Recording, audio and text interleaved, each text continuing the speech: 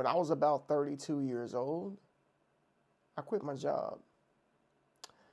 I got sick and tired of walking through that door, feeling that heaviness, that uncomfortable feeling of being unappreciated, feeling devalued, and just really got sick and tired of wondering, is this going to be enough for me to take care of my family? Let me give you a backstory. So, my career is in the field of fitness. I'm a certified personal trainer. I have 14 years of experience in the field. I began in 2010. It is one of the most gratifying, rewarding careers that a person could ever ask for, especially if you are passionate about helping others. When I got started in 2010, I started working for a company, which I'm not going to name. And if you know anything about being a personal trainer working for a gym, then you know that there is a very unfair split, so to speak, when it comes to how much you get paid. We trainers were getting paid anywhere between $10 to $12 per training session. Training sessions were about 30 minutes. That's pretty much the minimum in which they wanted us to do. But to make any real money, you had to train at least 10 to 15 people a day just to have a decent paycheck. Now, when I began personal training, I was about 25 years old. I was staying at home at the time, and the money in which I was making as a personal trainer in the gym was sufficient. It was enough for me to do things like put rims on my car, to go various places, to buy whatever it is I wanted at that point in time. When 2015 came, the company in which I was working for got bought out by somebody else. Me and other coworkers had to reapply just to make sure that we were still eligible to work in this place, which it was another gym, by the way, just a whole other owner. But the owner of that company had made it very clear that he did not necessarily want like a team of personal trainers there. He really wanted to just do like physical therapy and work with athletes and things of that nature. So he already, we already really wasn't on his favorite list, but he kept us anyway because, he didn't want to be, I guess he didn't want to be that butthole that just, got rid of people just because. So we stayed. But this is where the story really starts to kind of go downhill. He had no passion whatsoever when it came to changing the lifestyles of people. And that is something that I am extremely passionate about. I really give and I do all that I can to help people reach the results in which they want to achieve. So as time went on, remember he bought it out in 2015. He basically kind of let the training department go downhill. I started noticing that there were fewer and fewer people signing up for personal training. So, of course, paychecks are feeling it. I'm spending a little bit less time in the gym as well. And one of the most disrespectful things I think that occurred during this time period was that there were people who were members of the gym who would just casually walk behind the personal training desk. They would go behind the desk, we kept like equipment and things of that nature behind the desk, and there was a locker, and a lot of times the locker was not locked and it was open, and people would just go in and grab whatever it is they wanted to grab, and then they would just go on about their way without even asking if it was okay. So that right there really, really bothered me, and it set off a red flag in my head. Like, I'm like, this guy, like the owner, really does not care about this department. Around this time period, a former coworker that I worked with ended up reaching out to me. She had opened up a a small personal fitness studio, and she told me, hey, if you ever want to, come and do your own thing outside of here, then, the place is pretty much yours. I will give you a decent deal on it, and you can bring whoever you want. So I started going over there, and at this point, I started having the freedom of being able to charge what it is I wanted to charge. I didn't have to be under the umbrella of a facility. I didn't have to have a cap as far as how long I trained somebody. I could dictate all of that different type of stuff, how I trained them, and just so much more freedom. So as time went on, I'm going back and forth between the private studio and the gym. And once again, like I told you, my clientele for the gym was just dwindling down. It was getting lower and lower and lower. And then at some point, I only had about maybe 2 clients at that gym. And I just started really seeing the writing on the wall. And I said to myself, this guy's trying to run everybody out of here. That's what he's doing. There was a manager who worked for that gym and another trainer who had kind of did their own thing, like behind the scenes, and they just picked up and left. And the owner was just like, I can't believe they did that. I'm like, bro, look how you running this place. You running people off. You have no passion when it comes to helping people. You don't care about the personal training department. People, they're not with it. They're not. So when they did that, I was like, I have to do something. I got to get out of here. I can't stay here anymore.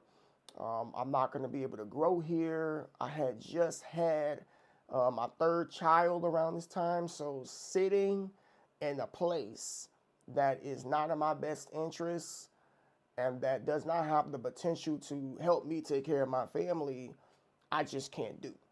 I don't know about some of you out there, but when you have kids and you have a family, you will do whatever it is you have to do to take care of them. And for me, it was leaving that job.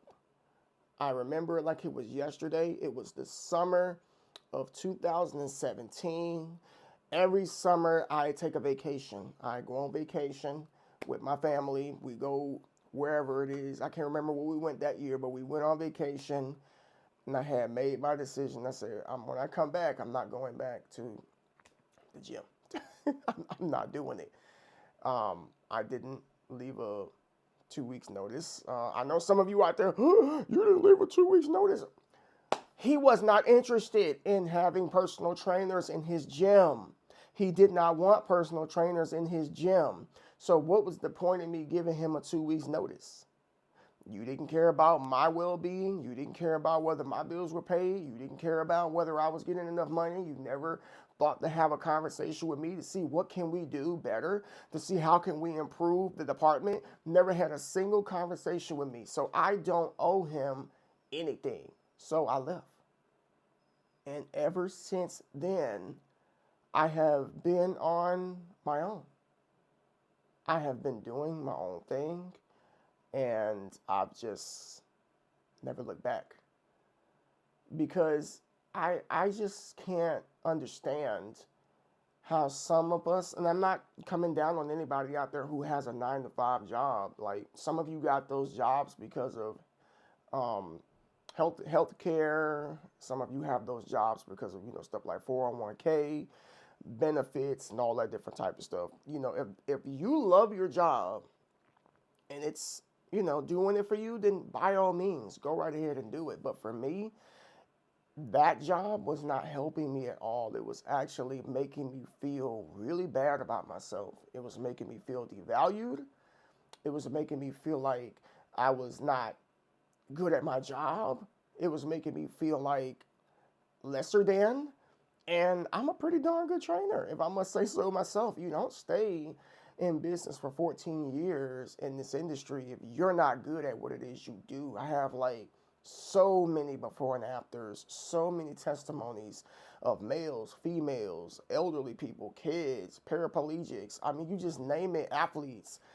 I've just worked with so many different type of people, and when I was in that facility, none of those attributes were tapped into, nor were they appreciated.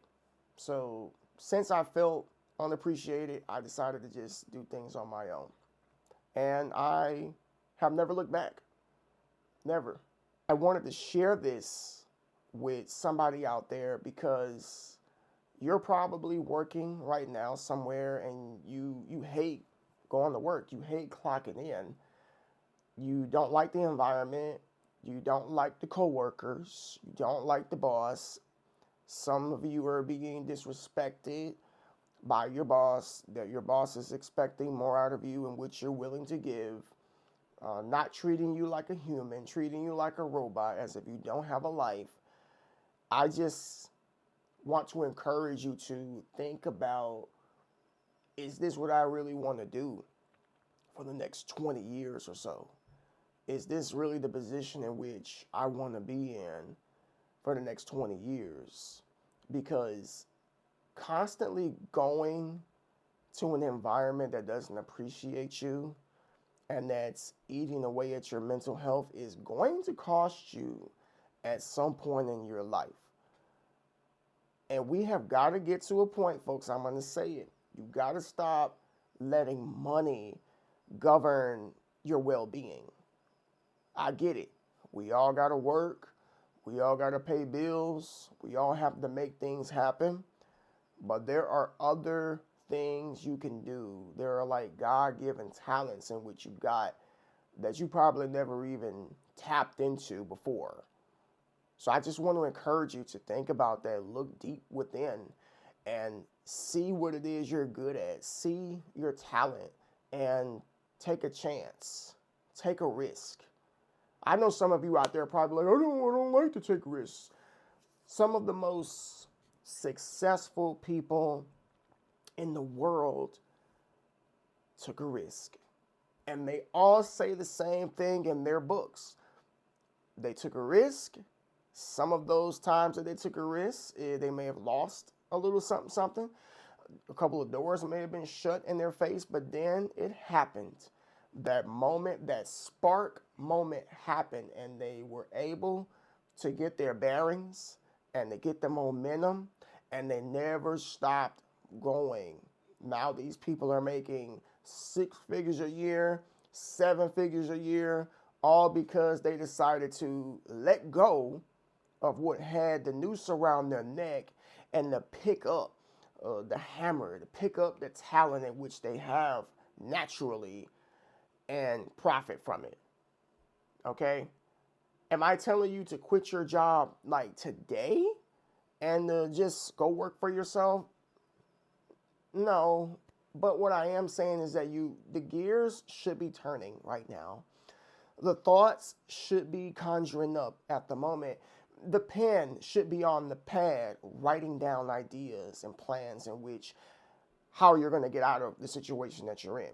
Because if you're not doing any of those things, then you obviously must be comfortable right where you are. Listen, I hope that this helps somebody out there, that it inspires somebody to do something with their life, inspired you to get out here and to make things happen.